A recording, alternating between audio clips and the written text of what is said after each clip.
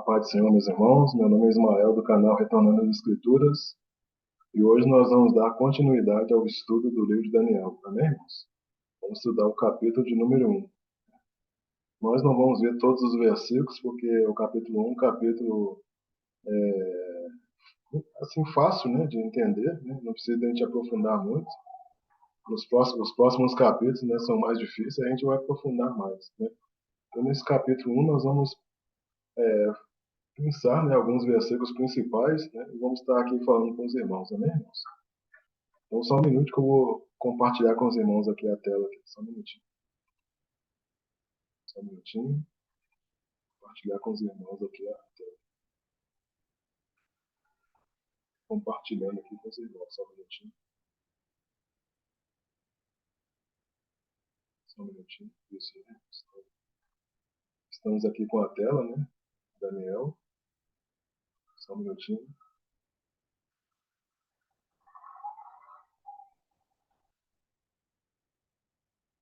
Daniel, capítulo 1. Isso, né? Então, vamos dar início, então, né? Vamos começar pelo versículo 1. Daniel 1. No ano terceiro do reinado de Jeoiaquim, né, rei de Judá, veio Nabucodonosor, rei de Babilônia, a Jerusalém e a sitiou. Então, no capítulo 1, né, já começamos a ver a atuação de Satanás na vida de Daniel e dos seus três amigos, fazendo com que eles mudem a maneira de viver. A religião, né, muda a maneira de viver, a religião e a alimentação. Também os seus nomes foram mudados. Faltou essa aqui. Jeoaquim, rei de Judá, reinou de 608 a 598 a.C. O ano terceiro era 605, né, antes de Cristo, de acordo com o sistema cronológico utilizado por Daniel, no qual apenas os anos inteiros eram contabilizados. Daniel usa o método babilônico de computação. Nós vimos isso no vídeo anterior. Né? Jeremias seguiu um sistema no qual qualquer porção do ano era contada como um ano inteiro. Portanto, ele designou o ano 605 como sendo o quarto ano de Jeoaquim. Jeremias usou o calendário judaico, que começava no ano, o ano pelo mês de Tisri, e Daniel usou o calendário babilônico, que começava pelo mês de Nissan. Né? Então, começava pelo mês de Nissan, né, lá dos judeus. Então, vamos ver os versículos citados por Jeremias sobre o assunto que a gente viu agora. Né? Jeremias 25:1, que diz: A palavra que veio a Jeremias acerca de todo o povo de Judá no quarto ano de Jeoaquim, filho de Josias, rei de Judá, que é o primeiro ano de Nabucodonosor, rei de Babilônia. Jeremias 36:1. Sucedeu, pois, no ano quarto de Jeoaquim, filho de Josias, rei de Judá, que veio esta palavra do Senhor a Jeremias, dizendo. Então percebe que não há contradição, né, entre o que disse Daniel e o que disse Jeremias, né? No vídeo passado a gente explicou bem nessa questão, né? Essa questão da aparente contradição entre Daniel e Jeremias, né? Então o filho de Nabopolassar, né, fundador do Império Neo-Babilônico, caldeu, né, era Nabucodonosor, que reinou de 605 até 562 a.C. No ano 605, né, no ano 605, Nabucodonosor ele venceu uma coalizão assírio-egípcia em Carquemes e deu início ao poder babilônico. Depois de vencer essa batalha, Nabucodonosor ele avança contra o rei Jeoaquim e levou cativo Daniel e seus amigos, e vários outros judeus. Nabucodonosor levou também alguns vasos do templo. Nesse ano, Nabucodonosor ainda reinava junto com seu pai, Nabopolassar. O sítio mencionado em Daniel 1:1, né, ele começa no ano 605, né? Então vamos ver o versículo abaixo, confirma. Né? 2 Crônicas 36, versículo 5. Tinha Jeoaquim 25 anos de idade quando começou a reinar, e reinou 11 anos em Jerusalém, e fez o que era mal aos olhos do Senhor, seu Deus.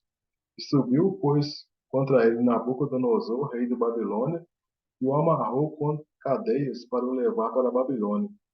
Também alguns dos vasos da casa do Senhor levou Nabucodonosor à Babilônia e pô-los no seu templo em Babilônia. Então a segunda invasão, né, ela ocorreu no ano 597. Né? Vamos ver a segunda Reis 24, de 10 a 14, que diz: Naquele tempo subiram os servos de Nabucodonosor, rei de Babilônia, a Jerusalém, e a cidade foi cercada. Também veio Nabucodonosor, rei de Babilônia, contra a cidade, quando já os seus servos a estavam sitiando. Então saiu Joaquim, rei de Judá, ao rei de Babilônia, ele, sua mãe, seus servos, seus príncipes, seus oficiais, e o rei de Babilônia o tomou preso no ano oitavo do seu reinado. E tirou dali todos os tesouros da casa do Senhor e os tesouros da casa do rei. E partiu todos os vasos de ouro que fizera Salomão, rei de Israel, no templo do Senhor, como o Senhor tinha falado. E transportou a toda Jerusalém, como também a todos os príncipes, e a todos os homens valorosos, 10.000 presos, e a todos os artífices e ferreiros, ninguém ficou senão o povo pobre da terra. Então, o livro de Daniel ele foi escrito em hebraico e em aramaico. O texto de Daniel 1:1 até o 2:4 ele está em hebraico. O texto de Daniel 2:4, né? Na verdade seria 2:5, né? Até o 7:28, ele está em aramaico. E por fim, né, o texto de Daniel 8 até o capítulo 12 está em hebraico. Então Daniel ele foi contemporâneo de Jeremias, de Ezequiel, de Josué, o sumo sacerdote, né? De Esdras e de Zorobabel. Vamos agora para o versículo 2, né? Daniel 1:2. E o Senhor entregou nas suas mãos a Jeoaquim, rei de Judá, e uma parte dos utensílios da casa de Deus, e ele os levou para a terra de Sinar, para a casa do seu Deus, e pôs os utensílios na casa do tesouro do seu Deus. Então este fato, ele foi profetizado por Jeremias, que viveu para ver o cumprimento dessa profecia. Vamos ver aqui Jeremias 27, 6-8. E agora eu entreguei todas estas terras na mão de Nabucodonosor, rei de Babilônia, meu servo, e ainda até os animais do campo lhe dei para que o sirvam. E todas as nações servirão a ele, a seu filho e ao filho de seu filho, até que também venha o tempo da sua própria terra, quando muitas nações e grandes reis se servirão dele. E acontecerá que se alguma nação e reino não servirem o mesmo Nabucodonosor, rei de Babilônia, e não puserem, né, o seu pescoço debaixo do jugo do rei da Babilônia, a essa nação castigarei com espada, e com fome, e com peste, diz o Senhor, até que a consuma pela sua mão. Então este fato ele não estava acontecendo simplesmente porque a Babilônia era a nação mais poderosa da época, e sim porque Deus estava por trás de tudo isso. Então este fato do verso anterior, mas ele foi profetizado por Jeremias, que viveu para ver o cumprimento dessa profecia. E Nabucodonosor, então, levou como escravos mais nobres do povo, né, em torno de 10.000 pessoas. Né, só confirmando aqui 2 Reis 24:14. Né, e transportou toda Jerusalém, como também a todos os príncipes e a todos os homens valorosos, 10.000 presos, e a todos os artífices e ferreiros. Ninguém ficou, senão o povo pobre da terra. Então a gente sabe que o cativeiro ele foi decorrente da idolatria de Israel e pelo fato do povo não ter concedido os descansos sabáticos para a terra. O povo deixou de observar 70 anos sabáticos. A cada 7 anos, a terra deveria gozar de um ano de descanso. Tudo que crescesse espontaneamente naquele ano estaria disponível a todos. Então, 70 anos sabáticos equivale a 490 anos. Assim, Deus mesmo fez a terra descansar, né, mantendo os judeus fora dela, ou seja, na Babilônia, por 70 anos. Vamos agora para o versículo 3. E disse o rei a Aspenaz, chefe dos seus eunucos, que trouxesse alguns dos filhos de Israel e da linhagem real e dos príncipes. Então Daniel e seus amigos, eles pertenciam à nobreza e eram de descendência real. Eram jovens sem nenhum defeito, de boa aparência, instruídos em toda sabedoria, dotados em ciência e versados em conhecimento. Eram jovens notáveis. Esses 4 jovens foram levados à Babilônia, ao palácio real, para aprender toda a cultura e a língua dos caldeus. Alguns especulam que Daniel e seus amigos se tornaram eunucos, mas não há base bíblica para afirmarmos isso. Nas monarquias, né, do Oriente Médio antigo, os haréns reais geralmente eram supervisionados por homens castrados, considerados confiáveis para desempenhar tal tarefa. Eles desfrutavam de relacionamento pessoal com o rei, e o monarca geralmente buscava seus conselhos. Vamos agora para o versículo 5. Desculpa. Determinou-lhes o rei a ração diária e das finas iguarias da mesa real e do vinho que ele bebia, e que assim fossem mantidos por 3 anos, ao cabo dos quais assistiriam diante do rei. Então Daniel e seus 3 amigos companheiros deveriam ser treinados por 3 anos, mas eles tinham a firme determinação de não se deixarem influenciar pelo ambiente da Babilônia. O ambiente ali era totalmente diferente, tanto na maneira de viver como na dieta, mas o coração deles permaneceu constante, imutável para com o Senhor, e continuaram a viver segundo Deus havia determinado. As finas iguarias do rei e o seu vinho simbolizam as coisas do mundo. Versículo 6. E entre eles se achavam dos filhos de Judá Daniel, Ananias, Misael e Azarias. Então, os jovens, né, eles vieram da tribo de Judá. Daniel significa o meu juiz é Deus. Ananias, Javé é gracioso. Misael, quem é como Deus. E Azarias, Javé ajudou. Versículo 7. E o chefe dos eunucos lhe pôs outros nomes, a saber, a Daniel pôs o de Beltesazar, e a Ananias o de Sadraque, e a Misael o de Mesaque, e Azarias o de Abidnego. Beltesazar, que significa Bel, né, outro nome para Marduk, que era o deus principal da Babilônia. Sadraque, eu estou com medo de Deus. Mesaque, sou de pouca valia. Abidnego, servo daquele que brilha. Né? Então essas trocas de nomes ocorreram para que Daniel e seus amigos recebessem a cidadania babilônica.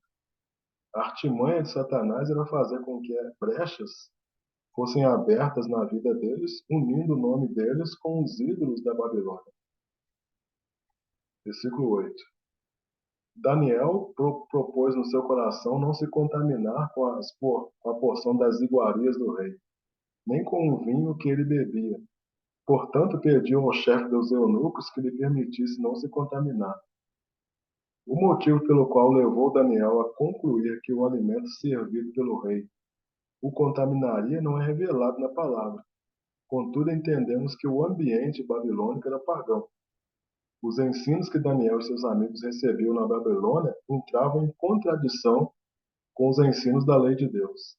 Daniel percebeu que o mesmo alimento e o mesmo vinho servido a Nabucodonosor era servido a eles. Com certeza tratava-se de alimentos dedicados aos ídolos, principalmente a carne. Comer tal alimento para Daniel era um ato de desobediência a Deus. Os judeus poderiam comer somente animais aprovados por Deus. O preparo da carne deveria ser feito de tal maneira que o sangue deveria ser totalmente escoado. Daniel, nessa época, não estava perto dos seus pais para orientá-lo, mas a palavra de Deus estava na mente e no coração dele. Versículo 9. Ora, Deus fez com que Daniel achasse graça e misericórdia diante do chefe dos eunucos. Então, como já foi dito, né, alguns especulam que Daniel e seus amigos se tornaram eunucos, pelo fato de que, segundo esse versículo, o chefe dos eunucos tinha autoridade sobre Daniel. Mas não há base bíblica, né, para afirmarmos isso. O termo eunuco ele faz referência a uma pessoa que havia sido castrada para poder servir ao harém real. Então é difícil acreditar que esses quatro jovens fiéis a Deus, né, tenham se submetido a esse tipo de procedimento. Podemos destacar semelhanças entre o cativeiro de José e o de Daniel, né? Ambos foram cativos longe do seu país, né?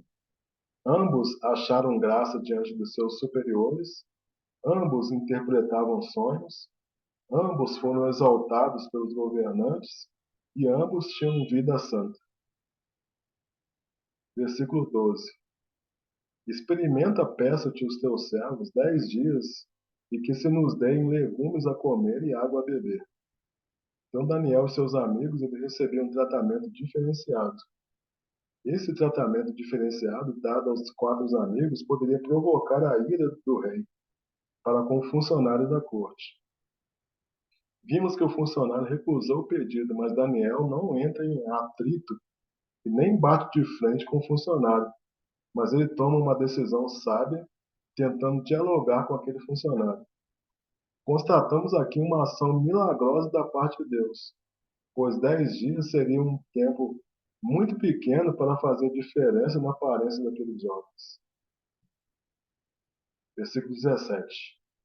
Quanto a esses quatro jovens, Deus lhes deu o conhecimento e a inteligência em todas as letras e sabedoria, mas a Daniel deu entendimento em toda visão e sonhos.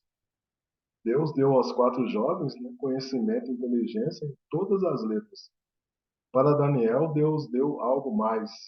Deu a ele entendimento em toda visão e sonhos, que hoje conhecemos como o dom da palavra do conhecimento, né? Daniel 1, versículo 18.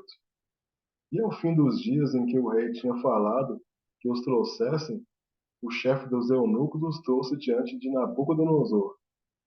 Então, o fim dos dias aqui significa o final dos 3 anos citados no versículo 5.